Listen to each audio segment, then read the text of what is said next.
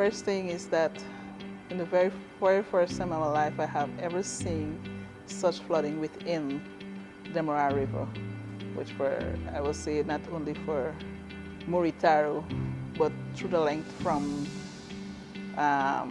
Old England go right up to Great Falls. The river has been overflowing its bank for the past 25 years. We had a little flooding in 25 years, about 10 times, but this is beyond, it come beyond there. We have approximately 70 houses within Muritaro Village, and within that, have like only 8 was not surrounded by water. Some people had to remove from there, and it really have a great impact on everyone within the village. Looking at first the living like, you know, just domestic living home, like it's from your boat to you step to the boat. No other landing there that you could step on. Some places like 2 feet of water until up to like here. You know, so some children, the water streaming around some home, and it's, for me, it is devastating. And like looking at the water around, it's really like I really feel bad about how the water, like, you know, I don't know how to explain, like just seeing water all around. Everybody you wake in the morning is water all around. Okay, one thing, living over the water, catch a cold. Right now the water starts to go out. The rain is not falling that much. So the sun is coming out heated. So we're looking at some change of weather now, because if this cold come and cool, so will bring to the, also rashes will start coming on the children if they still live there. How could you stop them from jumping into the water, from off the step into the water?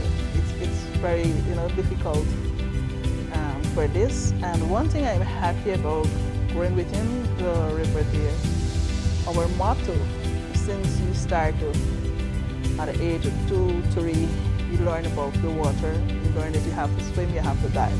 So by the time you reach 4 years, so everybody could swim in the water. So that's the reason why you will say at the flood here, it has no mishap or somebody drowned there. So because even if a little child fall in the water, they could help themselves within the area there.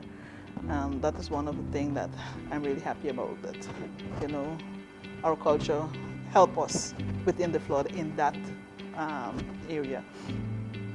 And within the farming, yes, we've been affected mostly in the Damara. We farm mostly like cassava, but basically sucker planting and banana, edo.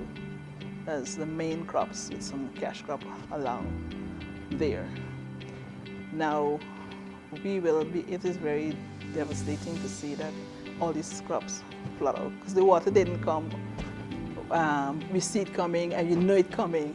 Within a few days, it rises because of and this is due to the heavy rainfall. Rainfall like 1 week straight, heavy all day. And Muritaro has vast swamp area. And that is what helped also that the houses didn't flood out more, like Ukwani, because of the swamp. So they have to take off some of the water. If we're just like hill sideways, the water will rise, because where it would go, it would have come up. But because of the vast swamp, both sides of the river, it go into the swamp, and that really helped. It's really helped within that area. The things what going to affect now is when the water start go down with the hot sun, and it reach like about 6 inches above the earth.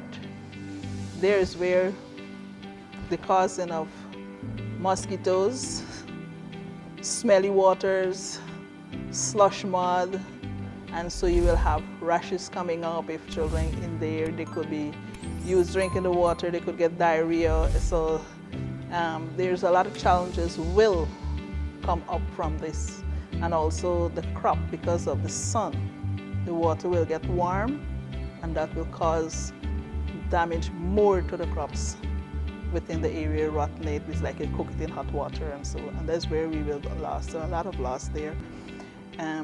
Not looking, expecting this.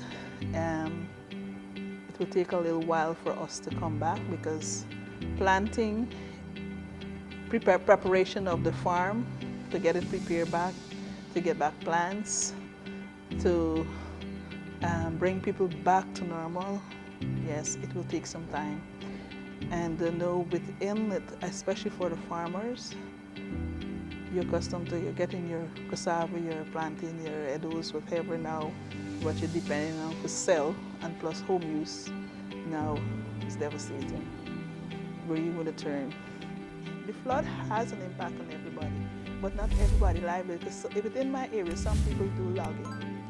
In the logging sector, people gain a lot because the water come high, so they can remove the log easier and less cost. But it's the person who the farming really get, because that is what they depend on. So what I advise is that some feasibility study do it in the area to know directly who really need the help, for the government to help. But one of the things I recommend that when they help, let it do a feasibility study.